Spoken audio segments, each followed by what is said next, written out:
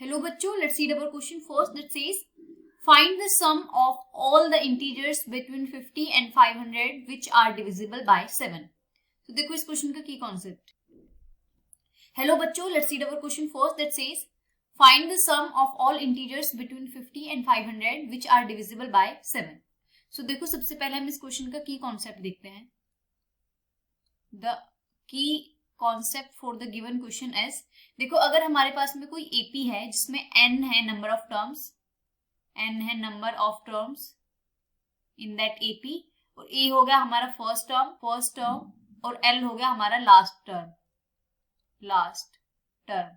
तो जो हमारा सम होता है, sum of n terms of AP, this is equal to n divided by 2 a plus l.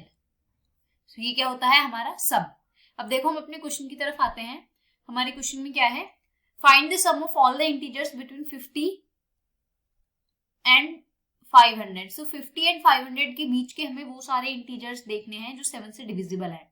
सो देखो 50 के बाद में कौन सा इंटीजर है जो 7 से डिविजिबल होगा, दैट इज 56 एंड देन 63. 7 का टेबल पढ़ लेते हैं. 7 8 जा 56 एंड 7 9 जा 63, 7 10 जा 70 एंड सो ऑन टिल 500 से पहले कौन सा नंबर होगा जो 7 से डिविजिबल होगा.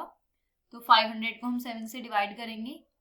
7 7 जा 49, 1 0, 7 1 जा 7, 3 बचा. तो 500 minus 3 which is equal to 497. तो लास्ट टर्म हो गया 497.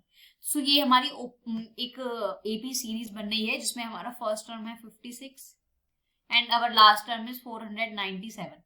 और इसमें हम कॉमन डिफरेंस कितना है, this is last term L. Common difference है हमारा 7 का, बट हमें इसमें नंबर ऑफ टर्म्स नहीं पता कितने हैं. तो उसके नंबर ऑफ टर्म्स का फॉर्मूला क्या होता है, number of terms is denoted by Tn. So number of terms find करने के लिए हम एक फॉर्मूला यूज करते हैं, that last term is equal to first term plus n minus 1 into D.